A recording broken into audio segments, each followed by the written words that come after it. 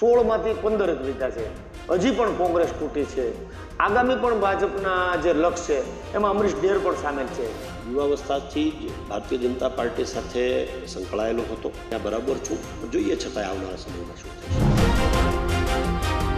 લોકસભાની ચૂંટણી દરવાજે દસ્તક દઈ રહી છે ત્યારે કોંગ્રેસ છે તે તૂટતી જોવા મળી રહી છે. આજે સીજે ચાવડા ધારાસભ્યએ રાજીનામું આપ્યું છે ત્યારે આપણી સાથે પ્રદેશ કોંગ્રેસના નેતા અને કાર્યકારી અધ્યક્ષ અમરીશ ડેર છે. આપણે અમરીશ ડેરને જ પૂછીએ. અમરીશભાઈ, ગુજરાત તકમાં આપનું સ્વાગત છે અને જે રીતે કોંગ્રેસ તૂટી રહી છે શું કહેશો? કોંગ્રેસ તૂટી રહી છે એના કરતાં કહેવાની જરૂર એ છે કે જનતાનો અવાજ તૂટી રહ્યો છે.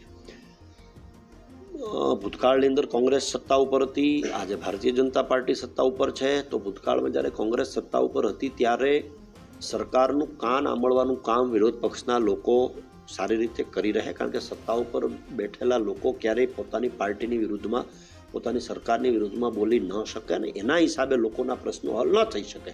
તો જે રીતે ત્યારે ખૂબ સારી રીતે ચાલતું હતું એ જ સ્થિતિને અત્યારે પુનઃસ્થાપિત થાય એવું સૌ ઈચ્છી રહ્યા છે. અને રાજ્યની જનતાએ પણ વિચારવાની જરૂર છે કે આ બાબતની અંદર પોતાનો અવાજ સુદૃઢતાથી સરકાર સામે બોલી શકે એવા લોકોને ચૂંટીને મોકલવા જોઈએ. જ્યારે કોઈ પક્ષ પલટો કરે તો એમની સાથે યોગ્ય પ્લેટફોર્મ ઉપર જે તે વિસ્તારના લોકોએ પણ ચર્ચા કરવી જોઈએ, જેથી કરીને સમગ્ર ગુજરાતની અંદર લોકોનો અવાજ જનતા સુધી, જનતા પાસેથી લઈને સરકાર સુધી પહોંચાડી શકાય. એટલે જે પ્રકારની સ્થિતિ અત્યારે થઈ રહી છે, હું એવું ચોક્કસ પ્રમાણે કહીશ કે એ આશ્ચર્ય પમાડનારી છે અને દુઃખદાયક છે. સાહેબ, અત્યારે 16માંથી 15 જ લીધા છે. હજી પણ કોંગ્રેસ તૂટી છે.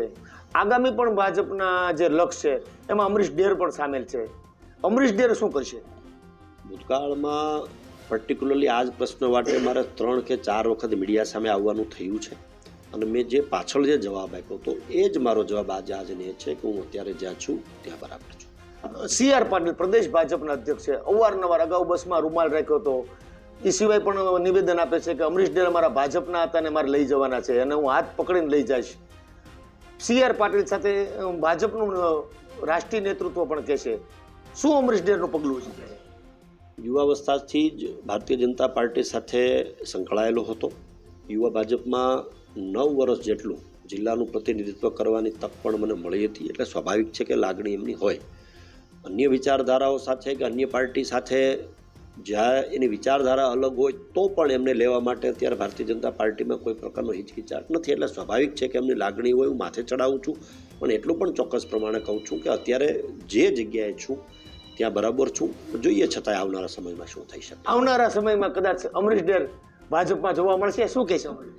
હું એમ જ કહી ચૂક્યો છું કે અત્યારે જ્યાં છીએ ત્યાં બરાબર છે. આવનારા સમયની કોઈને ખબર નથી કે કાલે શું થવાનું છે, તો એમાં કોણ કહી શકે કે આવતીકાલે શું થવાનું છે.